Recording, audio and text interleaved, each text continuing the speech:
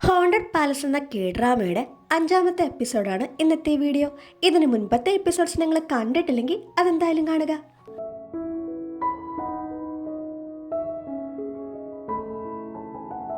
അടുത്ത ദിവസം പരിചാരകൻ വരുമ്പോൾ രാജകുമാരൻ മരിച്ചു കിടക്കുന്നത് കാണും. രാജകുമാരൻ്റെ മരണ വാർത്ത അറിഞ്ഞ രാജാവും അവിടേക്കെത്തും. രാജകുമാരൻ്റെ ബോഡിക്കടുത്തേക്ക് എത്തുമ്പോൾ 8 അടി പൊക്കമുള്ള പ്രേതത്തിന്റെ പ്രസൻസ് രാജാവിന് മനസ്സിലാകും. രാജാവിന് പിന്നാലെ രാജമാതാവും ഇതറിഞ്ഞെത്തും. അവരുടെ സ്വന്തം മകൻ മരിച്ചു കിടക്കുന്നത് കണ്ട് സഹിക്കാനാവാതെ അവർ അവിടെ കിടന്ന് അലറിക്കരയും. അത് കാണുമ്പോൾ യോരി പോകുന്നതിന് മുൻപ് 8 അടി പൊക്കമുള്ള പ്രേതം ഇനിയും തിരിച്ചു വരുമെന്ന് പറഞ്ഞത് രാജാവ് ഓർക്കും. ഈ സമയത്ത് യോരി പൂജാ സാധനങ്ങളൊക്കെ എടുക്കാനായിട്ട് അവളുടെ ഗുരുവിൻ്റെ അടുത്തേക്ക് എത്തിയിരിക്കുമല്ലേ. ഈ ഗുരുവിൻ്റെ പേര് കഴിഞ്ഞ എപ്പിസോഡിൽ എനിക്ക് തെറ്റിപ്പോയി. യൊക്സു എന്നല്ല, ഗസ്യപ്പ് എന്നാണ്. ഈ ഗുരു രാവിലെ എണീറ്റ് നോക്കുന്നതും മരത്തിൻ്റെ മുകളിൽ നമ്മുടെ എമുകി ഇരിക്കുന്നുണ്ട്. ഗസ്യപ്പിനെ കണ്ടിട്ട് എമുകി താഴേക്ക് ഇറങ്ങി വരും. 8 അടി പൊക്കമുള്ള പ്രേതത്തെ ഇല്ലാതാക്കുക എന്നതാണ് അവരുടെ ലക്ഷ്യമെന്ന് ഗസ്യപ്പിന് മനസ്സിലാകും. ആ 8 അടി പൊക്കമുള്ള പ്രേതത്തെ ഹെവനിലേക്ക് പറഞ്ഞയക്കാൻ പറ്റുന്ന ഒരേയൊരു മാർഗം ഇമികിയുടെ ശരീരത്തിലുള്ള ലൂമിനസ് പേൾ മാത്രമാണ്. ആ പേളിൻ്റെ ശക്തി മുഴുവനായിട്ട് ഉപയോഗിച്ചുകൊണ്ട് 8 അടി പൊക്കമുള്ള പ്രേതത്തെ പറഞ്ഞയക്കാം. എന്നാൽ അതോടുകൂടി നമ്മുടെ ഇമുകി ഇല്ലാതാകും. ചുരുക്കി പറഞ്ഞാൽ ഇമുകിയുടെ ജീവൻ പണയം വെച്ച് പ്രേതത്തെ ഇല്ലാതാക്കാൻ അവർക്ക് വേണ്ടി നിന്നുകൊടുക്കാം. ആ കാര്യം ഗസ്യപ്പ് പറഞ്ഞു കൊടുക്കുകയാണ്. ഈ സമയം യോരി മലമുകളിൽ അവളുടെ മുത്തശ്ശിയുടെ പൂജാ സാധനങ്ങളൊക്കെ കണ്ടെത്തി കഴിയും. ആ സാധനങ്ങളൊക്കെ അവളെ സൂക്ഷിച്ചെടുത്ത് വെക്കും. അങ്ങനെ ഇമുകി യോരിയുടെ അടുത്തേക്ക് പോകുന്നതിന് മുൻപ് ഗസ്യപ്പ് പറഞ്ഞ കാര്യങ്ങളൊക്കെ ഓർക്കും. യോരിയുടെ കൂടെ 8 അടി പൊക്കമുള്ള പ്രേതത്തെ ഇല്ലാതാക്കാൻ എന്തായാലും ഇമുകിക്ക് നിൽക്കണമെന്നുണ്ട്. എന്നാൽ അതോടുകൂടി ഇമുകിയും ഇല്ലാതാകും. ആ കാര്യം മനസ്സിലാക്കി ഗസ്യപ്പുമായിട്ട് വഴക്കുണ്ടാക്കിയതും ഇമുകി ആലോചിക്കും. അങ്ങനെ ഇമുകി യോരിയുടെ അടുത്തേക്ക് ചെന്നിട്ട് അവളുടെ ഗാർഡിയനാവാൻ സമ്മതമാണെന്ന് അറിയിക്കും.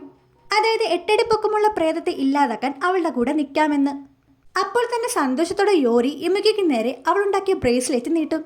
ഇമികയെ അവളുടെ ഗാർഡിയനായിട്ട് സ്വീകരിക്കുന്നതിന് മുൻപ് ഒരു പൂജയുണ്ട്.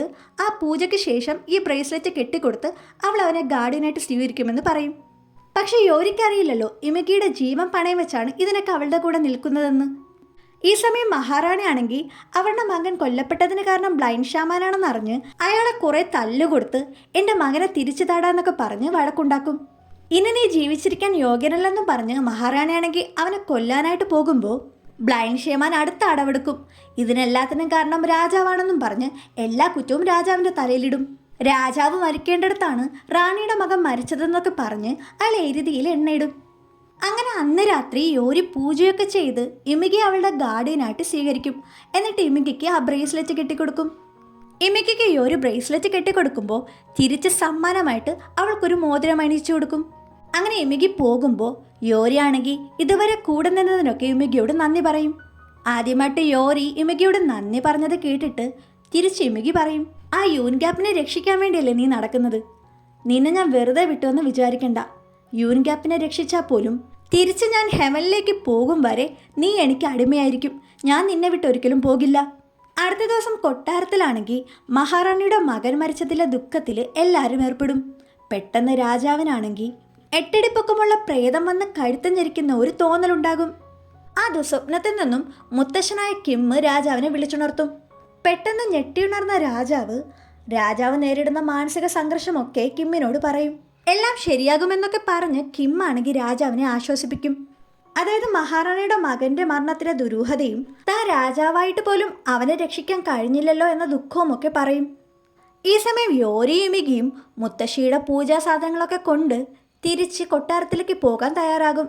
ആ സമയത്ത് ഗസ്യപ്പാണെങ്കിൽ യോരിക്കൊരു പ്രത്യേക ചെടി സമ്മാനിക്കും. അത് കൊണ്ടുപോയിക്കോ, നിനക്ക് ആവശ്യമുണ്ടാകുമെന്നൊക്കെ പറയും. ഈ സമയം നാട്ടുരാജ്യങ്ങളിൽ ഒരിടത്ത് പ്രമുഖനായ ചോയി സന്ദർശനം നടത്തും. ചോയി വന്നതിൽ അവിടെയുള്ള ആൾക്കാരൊക്കെ വളരെ സന്തോഷിതരാകും. എല്ലാവരും പോയി കഴിഞ്ഞിട്ട് ചോയി അവൻ്റെ സർവൻറ്റിനെ വിളിച്ചിട്ട് നീ ആ പുസ്തകം കണ്ടെത്തിയോ എന്ന് ചോദിക്കും. ഇമികയും യോരിയും കൊട്ടാരത്തിലേക്ക് തിരിച്ച് മടങ്ങുന്ന വഴിക്ക് പെട്ടെന്ന് യോരിയുടെ മുഖം കാണുമ്പോൾ ഇമികിക്ക് എന്തൊക്കെയോ ഫീലിങ്സ് തോന്നും. ഇവൾക്ക് ഇത്രയും സൗന്ദര്യം ഉണ്ടായിരുന്നു എന്നൊക്കെ ആലോചിച്ച് ഇമികി നിൽക്കും. പെട്ടെന്ന് തൻ്റെ തോട്ട് ശരിയല്ലെന്നൊക്കെ പറഞ്ഞ് ഇമിക്ക് സ്വന്തം ചിന്തയിലേക്ക് തിരിച്ചു വരാൻ നോക്കും. ഈ സമയത്ത് യോരി ഇമികിയുടെ അടുത്ത് വന്നിട്ട് എന്തു പറ്റിയെന്നൊക്കെ ചോദിക്കും. ഈ മനുഷ്യ ശരീരത്തിൽ നിൽക്കുന്നത് അത്ര എളുപ്പമുള്ള കാര്യമല്ലെന്നൊക്കെ പറഞ്ഞ് ഇമിക്ക് നിൽക്കുമ്പോൾ പെട്ടെന്ന് യോരി മിണ്ടാതിരിക്കാൻ പറയും.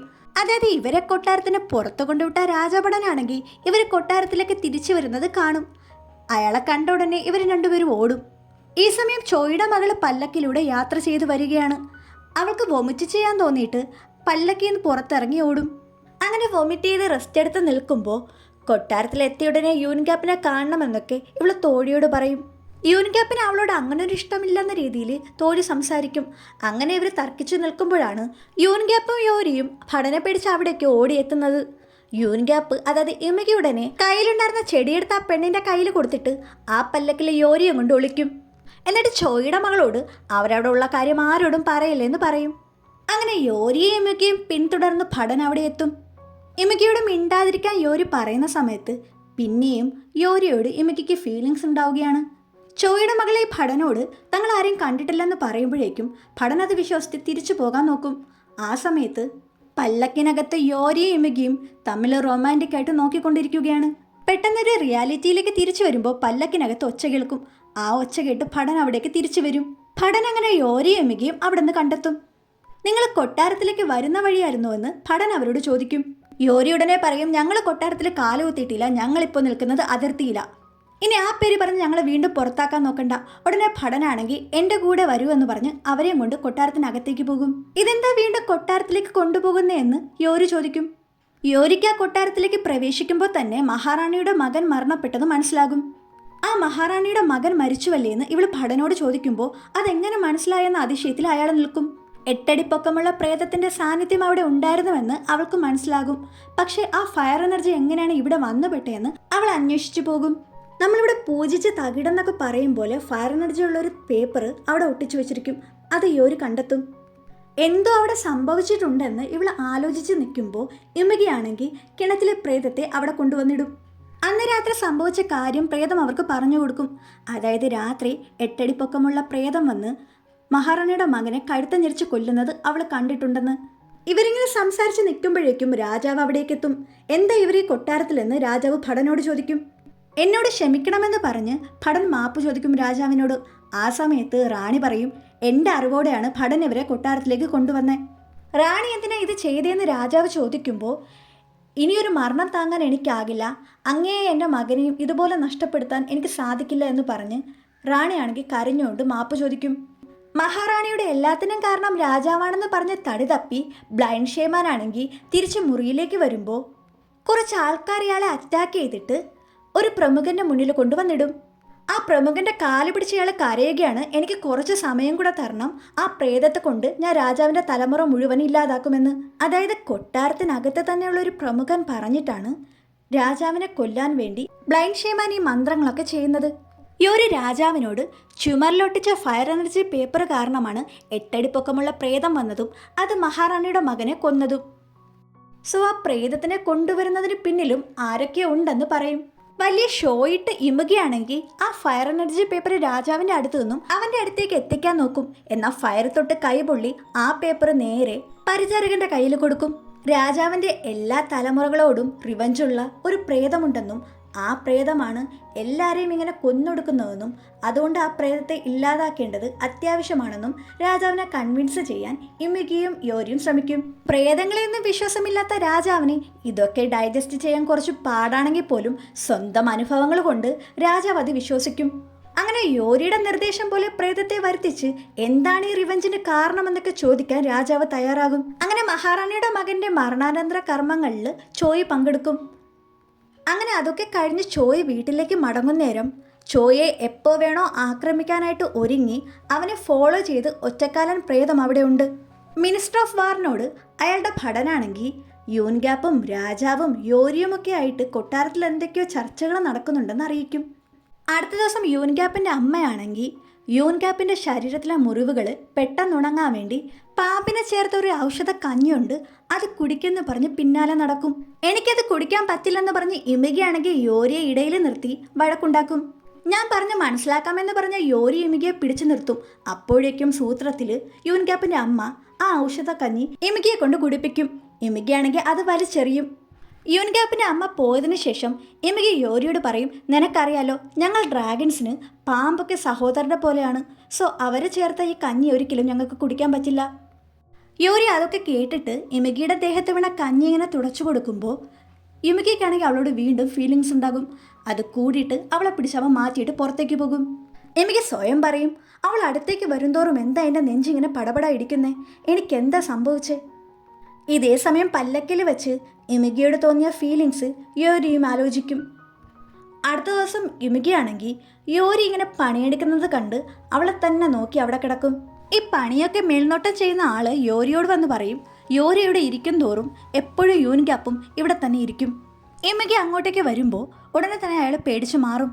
ഒരു പണിയും ചെയ്യാതെ ഇമികി അവിടെ തന്നെ ഇരിക്കുന്നത് കൊണ്ട് യോരി പറയും, യൂനിക്കാപ്പിൻ്റെ ശരീരത്തിൽ ഇങ്ങനെ മടിയനെ പോലെ എങ്ങനെ ഇരിക്കാൻ തോന്നുന്നു? അത് കേട്ട് ഇമികി പറയും, ഞാൻ 8 അടി പൊക്കമുള്ള പ്രേതത്തെ കൺട്രോൾ ചെയ്യാനുള്ള വഴികൾ ആലോചിക്കുക. 8 അടി പൊക്കമുള്ള പ്രേതത്തിന്റെ പേര് പറഞ്ഞ ഉടനെ യോരി ഇമികിയോട് മിണ്ടാതിരിക്കാൻ പറയും. രാജാവിനോടുള്ള ദേഷ്യവും മകന്റെ മരണവും ഒക്കെ കൊണ്ട് ഈ മഹാറാണി നിരാഹാരം കിടക്കും. അതുകൊണ്ട് തന്നെ റാണി മഹാറാണിയെ കാണാനായിട്ട് ചെല്ലും. എന്തെങ്കിലും കഴിക്ക്, ഇല്ലെങ്കിൽ ആരോഗ്യം പോകുമെന്നൊക്കെ പറയും. ദേഷ്യം വന്നിട്ട് മഹാറാണിയാണെങ്കിൽ ആഹാരം വലിച്ചെറിയും. അതേസമയം റാണിക്ക് മോർണിംഗ് സിക്നസ് ഉണ്ടാകും. അതുകൊണ്ട് തന്നെ ഈ റാണി അവിടെ നിന്ന് പെട്ടെന്ന് പോകും. ഈ റാണിയുടെ വെപ്രാളമൊക്കെ കാണുമ്പോൾ അവൾ പ്രഗ്നൻ്റ് ആണോ എന്നൊരു സംശയം മഹാറാണിയിലുണ്ടാകും. അത് അന്വേഷിച്ച് ഉറപ്പിക്കാൻ തോഴിയോട് പറയും. അതേ ദിവസം രാത്രി കൊട്ടാരത്തിൽ വെച്ച് തന്നെ പ്രേതത്തെ വിളിക്കാനുള്ള കാര്യങ്ങൾ ചെയ്യാൻ രാജാവാണെങ്കിൽ യോരിയോട് പറയും. തിരിച്ച് വീട്ടിൽ വെച്ച് ഇമികി മുറിയിലേക്ക് വരുമ്പോൾ യോരിയാണെങ്കിൽ പൂജാ സാധനങ്ങൾക്കിടയിൽ നിന്നും ഒരു കത്തിയെടുത്ത് ഇമികിയുടെ കയ്യിൽ കൊടുക്കും. യോരി ഇമികിയോട് പറയും, ഞാൻ കേട്ടിട്ടുണ്ട് ഡ്രാഗൺ ബോളിന്റെ ശക്തി മറ്റെന്തിനേക്കാളും വലുതാണെന്ന്. ഇന്ന് രാത്രി ആ ശക്തി ഉപയോഗിച്ച് നമുക്ക് ആ പ്രേതത്തെ കെണിയിലാക്കണം. യോരി അത് സിമ്പിളായിട്ട് പറഞ്ഞുവെങ്കിലും ഇമികിയുടെ ജീവൻ പോകുന്ന കാര്യമാണ് അതെന്ന് യോരിക്ക് അറിയില്ല.